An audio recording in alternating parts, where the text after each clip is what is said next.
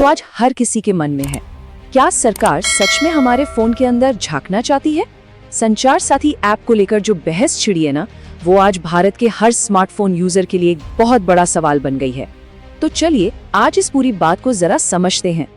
हाँ, तो सवाल यही है, क्या ये जो संचार साथी ऐप है, इसे फोन में डालने के बहाने सरकार ये देखना चाहती है कि कौन किससे बात कर रहा है, क्या चैट चल रही है या फोन में क्या रखा है?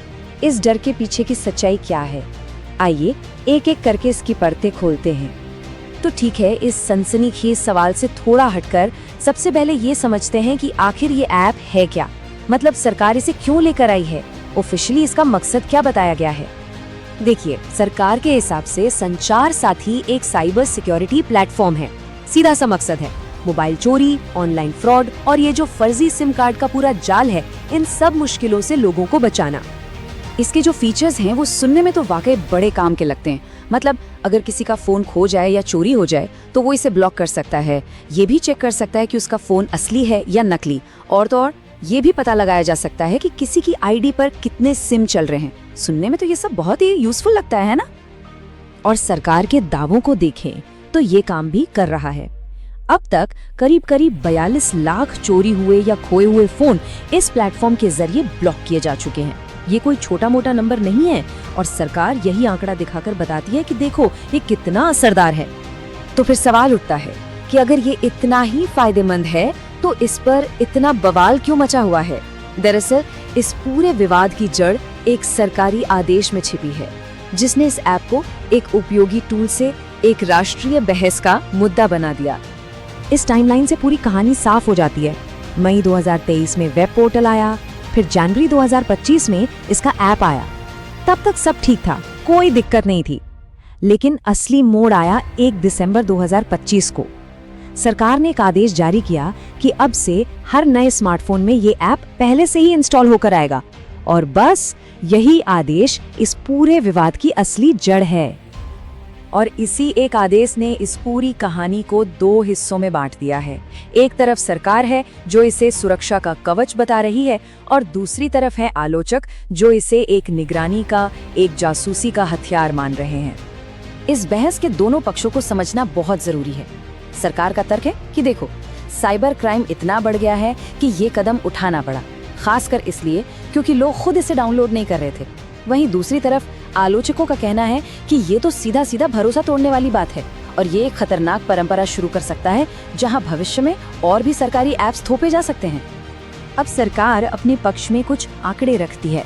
2024 में 22 लाख से ज्यादा साइबर फ्रॉड के मामले, 10 लाख फर्जी सिम पकड़े गए और हर साल करीब 50 लाख फोन या तो चोरी हो जाते हैं या खो जाते हैं।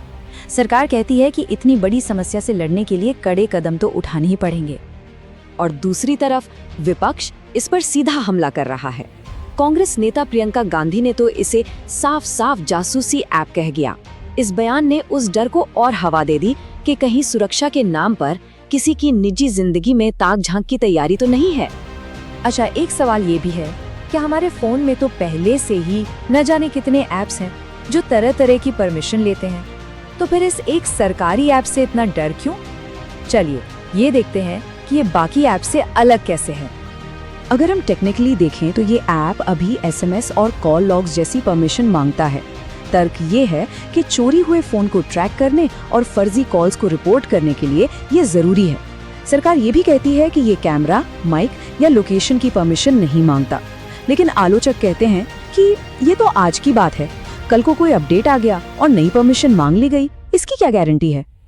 ये जो तुलना है ना, ये बहुत कुछ साफ कर देती है। प्राइवेट ऐप्स को इंस्टॉल करना या ना करना ये हमारी मर्जी है, लेकिन संचार साथी फोन में पहले से आएगा। प्राइवेट कंपनियां डेटा का इस्तेमाल विज्ञापनों के लिए करती हैं, लेकिन यहाँ डेटा जाएगा सरकारी एजेंसियों के पास, जिनके पास पहले से ही हमारा आधार, पैन, बैंकिंग सब कुछ है। एक्सपर्ट्स को डर इसी बात का है कि इससे किसी भी नागरिक की एक पूरी 360 डिग्री डिजिटल प्रोफाइल बनाई जा सकती है। तो इन सभी तर्कों के बीच एक आम इंसान क्या करे? क्या सुरक्षा के लिए इस ऐप पर भरोसा कर ले या अपनी प्राइवेसी को बचाने के लिए इसे फोन से हटा दे? ये फैसला हर किसी को अपने भरोसे और अपनी जरूरत के हिसाब से खुद ही लेना होगा। और यहीं पर आके ये बहस एक बहुत बड़े सच से जुड़ जाती है। देखिए, संचार साथी जैसी कोई भी टेक्नोलॉजी सिर्फ एक औजार होती है, वो अपने आप में अच्छी या बुरी नहीं होती। असली सवाल तो ये है कि इसका इस्तेमाल करने वालों का इरादा क्या है, सुरक्षा देना या फिर नियंत्रण करना।